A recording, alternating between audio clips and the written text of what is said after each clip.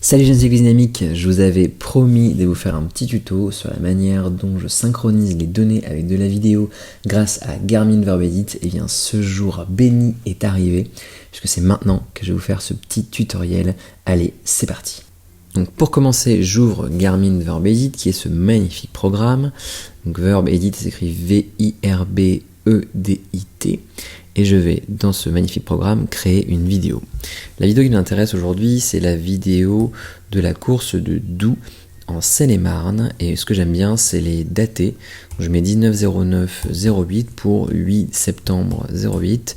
Je mets Doubs, et comme on va s'occuper de l'avant de la caméra qui filme vers l'avant, je vais mettre Doubs front, voilà, comme avant en anglais. Ça me permet de m'y retrouver. Une fois que je suis dans l'interface de Garmin Verb Edit, ce qu'il faut comprendre globalement, c'est que vous avez une bibliothèque de vidéos qui est ici. Donc ça, c'est celle que vous avez déjà importée précédemment. Vous avez un écran qu'on appelle un moniteur, il me semble, ou un visualiseur qui vous permet de voir les vidéos que vous êtes en train de monter. Et vous avez en bas ce qu'on appelle une timeline, qui est l'endroit où vous allez faire glisser vos vidéos pour les monter les unes avec les autres. Je vais commencer par importer des clips en cliquant sur importer des clips et photos. Voilà. Quand on dit importer des clips, ça veut dire importer des vidéos depuis votre disque dur ou votre caméra. En l'occurrence, mes vidéos sont toutes stockées sur un disque dur de 2 Teraoctets, puisque une saison de course, ça m'a fait environ 950 Go de vidéos brutes.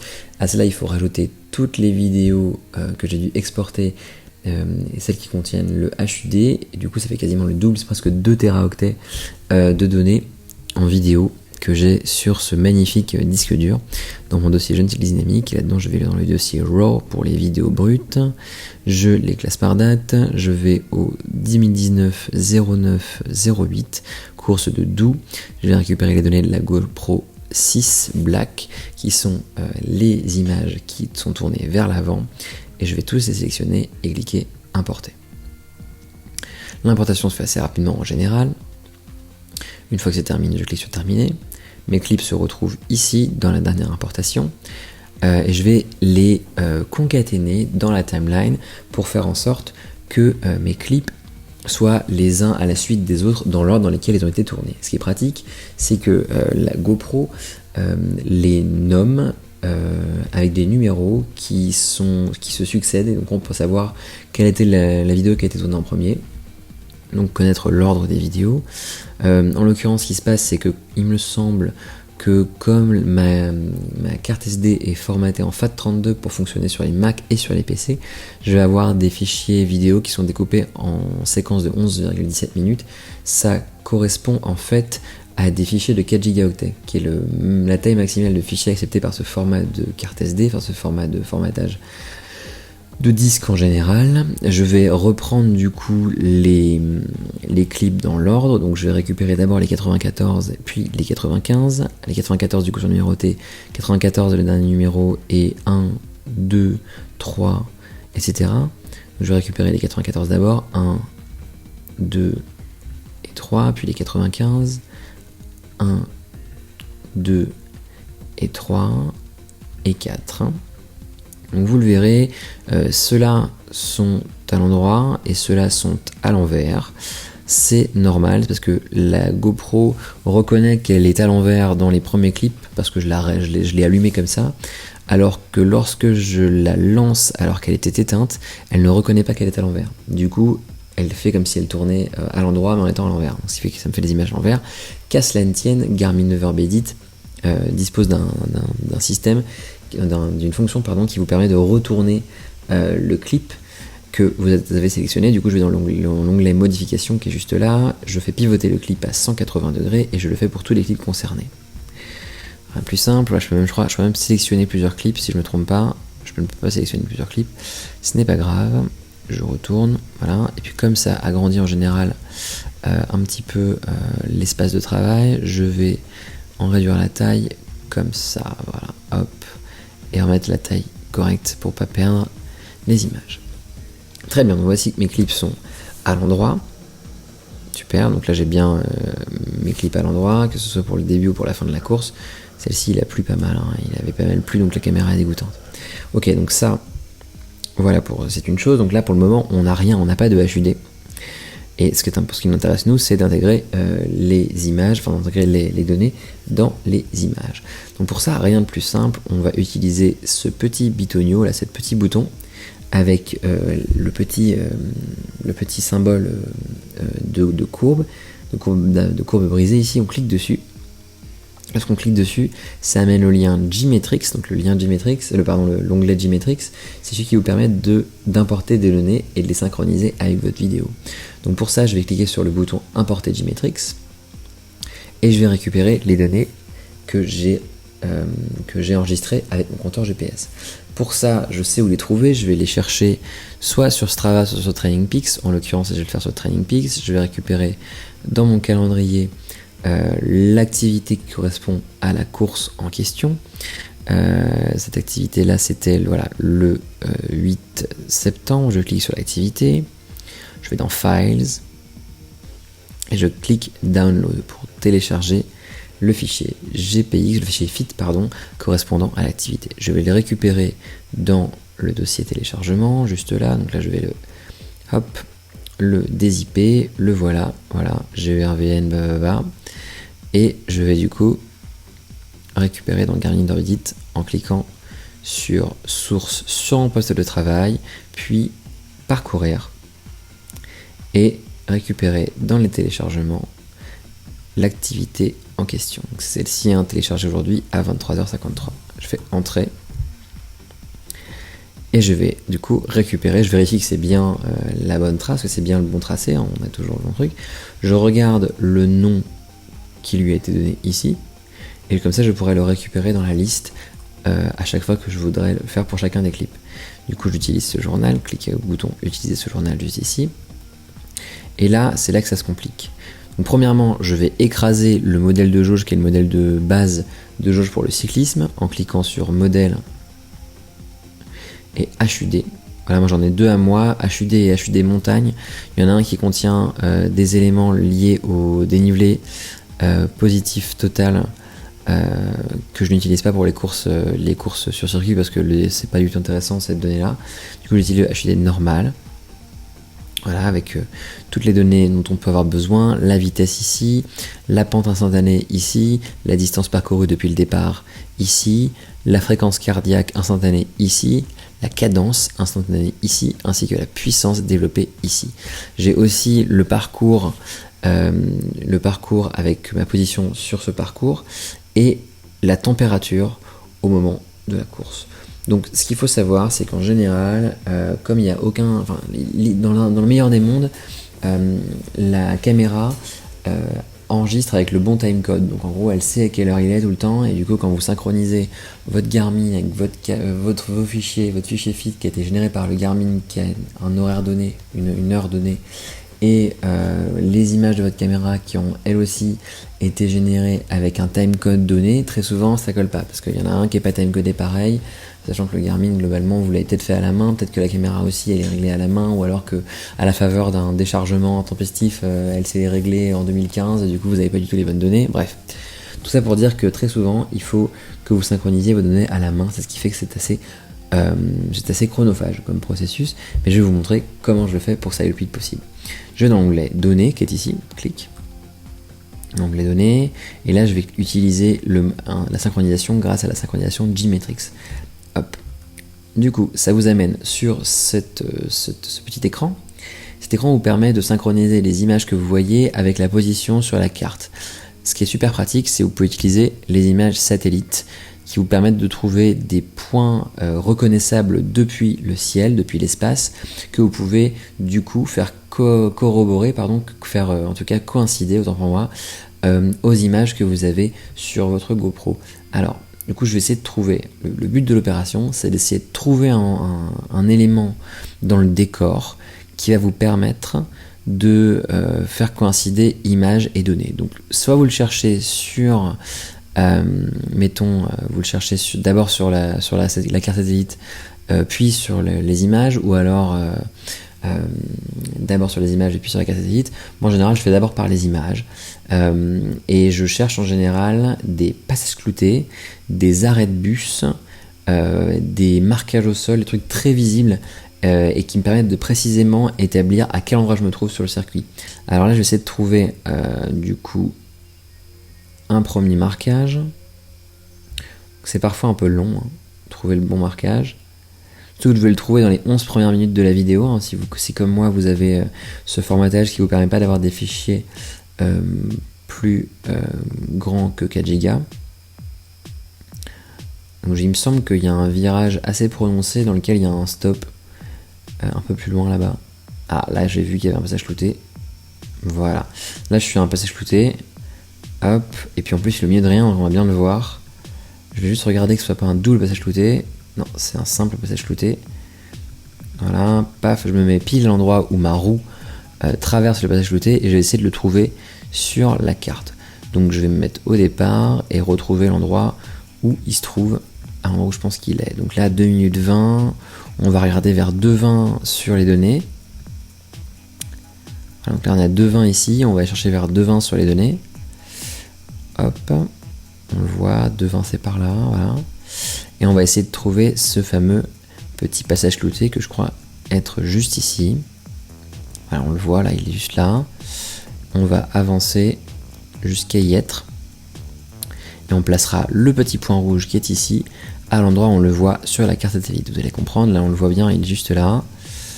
Hop. Voilà. Ah, on le voit super là. Hop, on le voit génial. Donc là on va l'avancer jusqu'à ce qu'on soit pile à l'endroit du début du passage clouté. Pouf, et voilà. Et on fait terminer. Et là, on a notre première vidéo qui est synchronisée. Notre premier segment, notre première petite séquence qui est synchronisée. On va faire une vérification rapide, par exemple sur une relance où on voit la puissance en général qui pète un coup.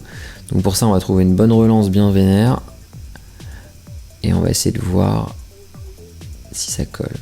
Donc là, la relance était juste avant. Et voilà, donc là on va bien voir. Là je suis bien à 0 parce que je pédale pas. Et là je réaccélère et boum, on est bien au bon endroit. Il y a ce gros pic de puissance qu'on voit ici à droite. Parfait, donc pour la première vidéo, c'est ok. Donc là ce que je fais en général pour connaître un petit peu à quel endroit je vais pouvoir me replacer sur la séquence suivante, je regarde à toute fin du premier clip. Voilà, ici, là, exact, une 11-17, et je regarde où est-ce que je me trouve sur les données. Donc c'est 11-22. Du coup, ce que je vais chercher, terminé, ce que je vais chercher, c'est à synchroniser ce deuxième clip à partir de 11-22 pour me donner le moins possible de galère pour pouvoir bien caler les images. Donc je vais importer Gmetrix, je vais retrouver mon fichier avec le bon nom dans cette énorme liste de fichiers fit. Peut-être que je devrais les renommer, ce serait peut-être plus simple. Du coup, je cherche 2019-09-08, tac tac, qui est juste là. Voilà, utiliser ce journal. Et je vais synchroniser de la même manière. Donc là, je vais me placer au tout début. Si je veux bien me mettre au tout début. Parfait. Et je vais chercher 11-22.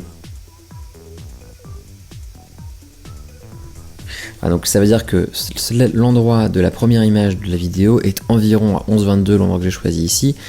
Pour faire un premier calage qui me permettra de faire un calage plus fin ensuite, je vais faire terminer pour valider ce premier calage. Je vais repartir, resynchroniser pour synchroniser avec un point reconnaissable depuis le ciel que je vais chercher sur la vidéo. Donc là, si je me souviens bien, le village c'est après. Et ça devrait me donner... Je vais voir s'il n'y a pas passage clouté juste avant là. Non, il n'y en a pas. Et du coup, on va essayer de se remettre dans le village qui est un peu plus loin. Ah, peut-être qu'il y a un truc ici. Non, il n'y a rien ici. Il y a juste le virage vers l'arrivée. Et là, voilà, dans le bled. Et là, voilà, il y a un super endroit là. On voit ici, pouf, ligne blanche. Vous la voyez, la ligne blanche? Voilà, bah, je vais utiliser cette ligne blanche là, la ligne blanche du stop, pour caler le deuxième image. Enfin la deuxième séquence. Voyez-vous, c'est déjà presque calé parfaitement. La ligne blanche du stop. Elle est là, elle est parfaite, on la voit très bien, on la voit déjà, regardez, hop, elle est ici. Et là on va vérifier d'être bien calé dessus. Donc là je suis quasiment en train de la traverser. Donc on va se mettre au niveau de là où on traverse. Voilà. Et puis on va faire une toute petite vérification très rapide qui nous permet de savoir si on se trouve bien au bon endroit.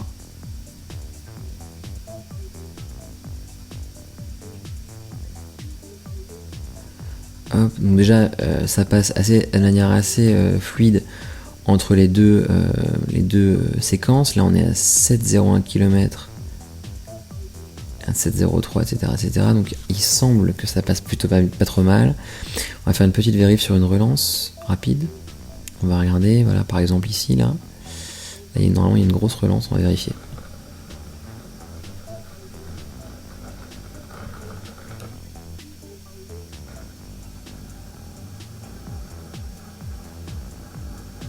Ouais, bon, parfait. Ok, génial. Donc ça c'est ok. Donc on va le faire pour le troisième clip. Et après je vous montrerai comment je fais pour la fin de la course, parce que c'est plus difficile de savoir où vous vous trouvez quand vous êtes au milieu de la course que quand vous êtes à la fin. Il s'agit de partir à un endroit où vous êtes sûr d'être là où vous êtes. Et du coup, comme je suis parti du début, qui est un endroit assez simple à trouver, hein, le début, parce que vous voyez à l'image que vous êtes entouré de courants, etc. Et bien, pour faire la deuxième partie de la course, je vais partir de la fin. Est-ce que je vais vous montrer tout à l'heure?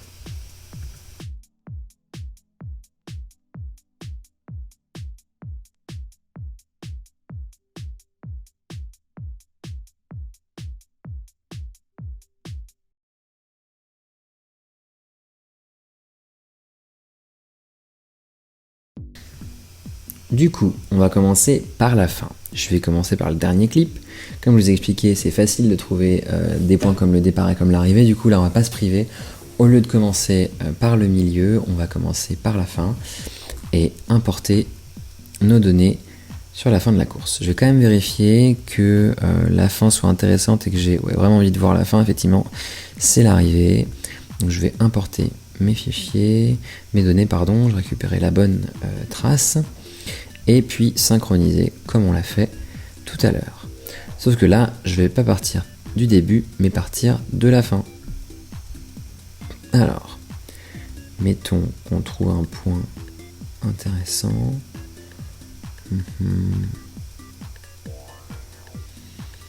Difficile de savoir là.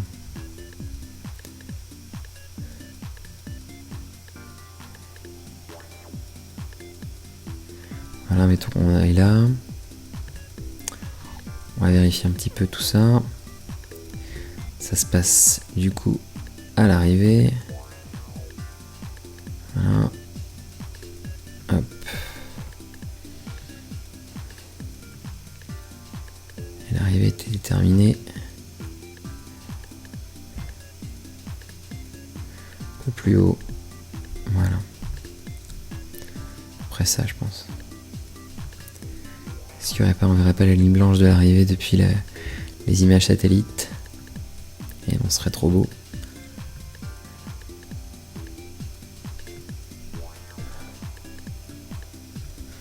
Mettons que je fasse comme ça et que je resynchronise. Je vérifie ma synchronisation.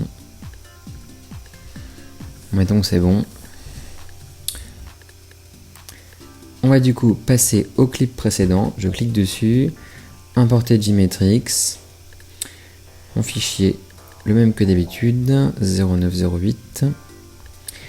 Et là, du coup, je vais vérifier quel était le timecode de la première image du dernier clip, une 5629. Et je vais m'aider de ce timecode là pour aller chercher la dernière image de mon avant-dernier clip. Hop, on va se mettre la dernière image. Voilà, et je vais mettre une 56-29. Et on va ajuster comme il faut. Voilà, une 56-28. Voilà, et on ajustera.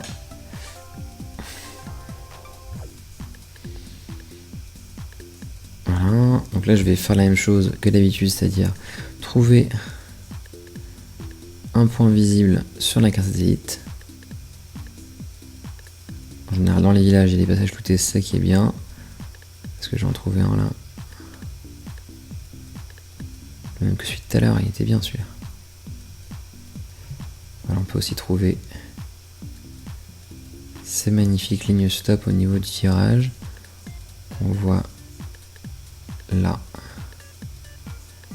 le passage de cette ligne là, on la voit très bien. C'est parfait.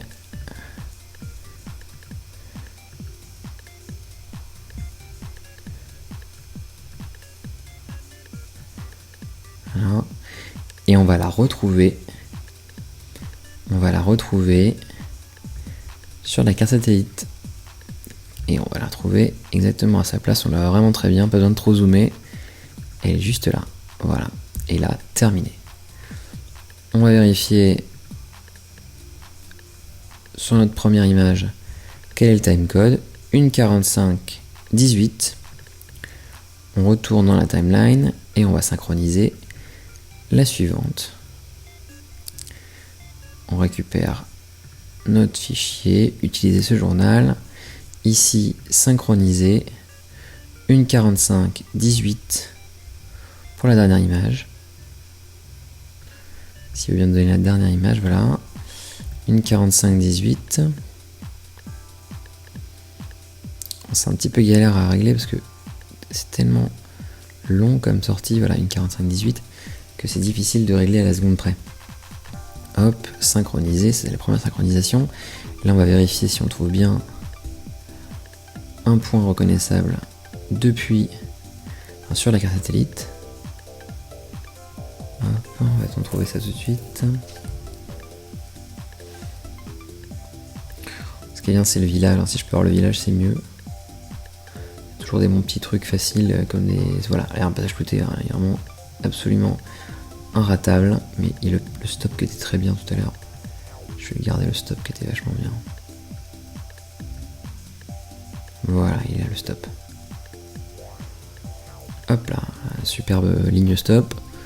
On va vérifier où se trouve-t-il ce stop, est-ce qu'on est bien calé. Ouais, c'est un petit peu archaïque, mais c'est efficace. Hein. Ça prend du temps, mais c'est efficace. Hop. Ici.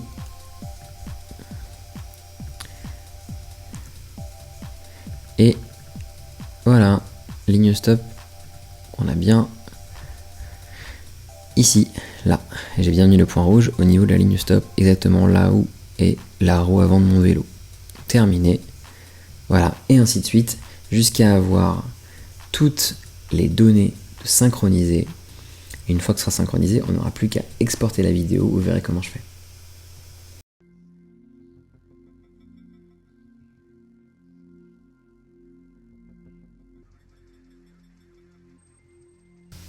Et voilà, toutes nos images sont synchronisées. Je vais juste faire une petite vérification courte du passage ici entre l'avant-dernière et la dernière vidéo. Je fais une petite vérif, je manque de me casser la gueule. Vérifier qu'il n'y ait pas un saut bizarre ou quoi, que tout soit bien dans les règles de l'art.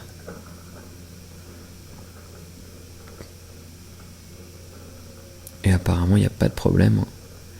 Ça m'a l'air très bien.